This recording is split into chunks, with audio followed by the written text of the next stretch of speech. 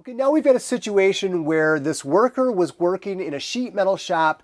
They were using something to cut the sheet metal and got their thumb in the way, and it was amputated. Now, there's a point to make here. It's easy to get distracted as a rescuer in trying to retrieve the amputated part, but we have to remember the patient is the primary focus first. It isn't that we're not concerned about the part. In fact, we may send volunteers with gloves to go and locate the part. If it's in close proximity, great. But remember, spinning and cutting devices could actually throw the part or the partial amputation quite some distance from the accident site. So it could be a little difficult. It may also be covered in sawdust or in shavings and a little hard to find. So have other people do that if at all possible, or if they're capable of doing that while you attend to the patient. It's easy to get really focused on the primary injury, but what we might not realize is that they also passed out and hit their head on a heavy piece of equipment, meaning they may have been knocked unconscious and they've got a serious concussion. So don't forget to assess the patient for life-threatening emergencies as well as the bleeding issue.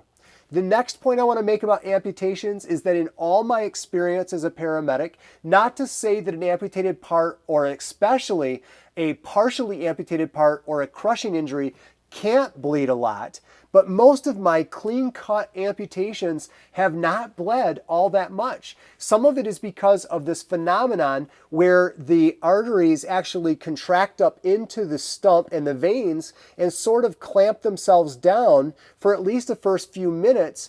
That gives us a little bit of time so that we can control that injury and the bleeding that's associated with it. So you may not see a ton of blood, but let's still address it all the same. The person is awake, they respond to me normally, they are helping me hold pressure over the remaining stump, and they seem to have no other life-threatening injuries. So let's control this bleeding. I can see that it's beginning to leak through. I'm not going to remove the gauze bandage to look at it because that will pull the first beginning clots off. I'm going to simply replace his fingers with the gauze bandage and ask him to continue to press while I do other things. If he can't do that, or if he's starting to suffer from like some emotional shock, it's understandable. So I may have to control it or get another bystander to give me a hand and make sure they have protection on their hands with gloves. But a special note here, when there's been an amputation, though it could be a clean cut, sometimes you'll have bone fragments actually sticking out.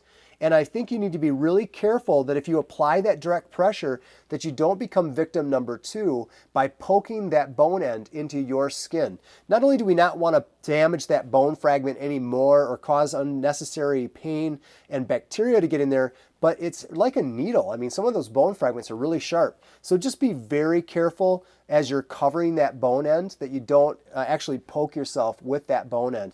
But now he's holding it just fine. He's doing a great job, and I don't see it leaking through the second bandage. Now I'm going to take my roller gauze and I'm going to hold that dressing in place. Let me just go ahead and take your hand here a moment. And now I'm wrapping it as a pressure bandage, but I'm certainly not trying to cause a tourniquet effect. I'm really just trying to hold that pressure bandage in place, and as long as it's controlling the bleeding, it's certainly tight enough. If it begins to leak through again, I'll put more bandage on there and continue to wrap. A little special trick of the trade, sometimes if I need a little extra pressure when I come up top over the wound, I'll twist the bandage and then just bring it around. It just adds just a slight bit more torque over the actual wound site and can help control that with a little extra pressure. Now, if the person can hold the bandage, or I can cut it, tape it, or I can actually tuck it underneath the other bandage. That bleeding is controlled, the patient is stable. Now let me address the next piece, which is the amputated part. Hopefully the bystanders were able to locate it and bring it to me. Once we actually have the amputated part with us, there's a few things we need to do. The first thing that I want to do is keep it just as clean as possible. I'm also going to wrap it in a sterile gauze or bandage if I can. Now I'm using an abdominal dressing here, and I'll tell you why. I like the insulation that offers if I'm going to put it between ice or cold packs. Cold packs aren't such a big concern because they're not really up to that freezing level, but I do want the tissue to be protected from getting damaged through frostbite.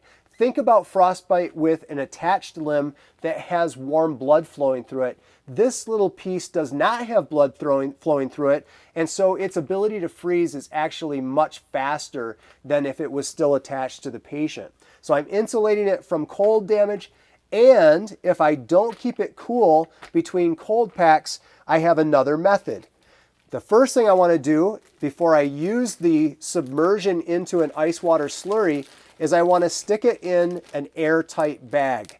So this is a sealable bag. I'm going to go ahead and seal it, fold it over, and now using some ice and some water, it does not have to be sterile water because it's not touching the water, I'm going to now submerge the sealed part into this ice water slurry, and I'm going to seal the outside of this bag. This helps keep the part cold but not frozen. Now, you might say, well, what's the big deal about keeping that part dry? Well, have you ever been in a hot tub, swimming pool, or bathtub too long? What happens to your skin? It tends to get pruny, doesn't it? That is because it kind of breaks down the tissues. It will do that to this part as well and can make it a nightmare when it comes time for the attempt to reattach it. Not that reattachment's a guarantee anyways, but it does certainly help if the part skin is not damaged because of water contact.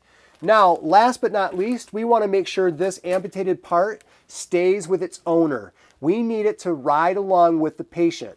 This is probably not a good idea to have it in front of the patient. They know they just had a serious injury. They know that's their thumb, and that alone could start to develop some psychosomatic or psychogenic shock. I like to hide it kind of behind the patient, keep it out of their view, but if you're not going to have it on the stretcher or with the patient directly, it's important that you vitally keep an eye on where it's at and remain diligent, really, about keeping the part with the patient so that when they arrive to the hospital, the surgeons can get it as fast as possible and reattach it, or at least attempt to reattach it as fast as possible.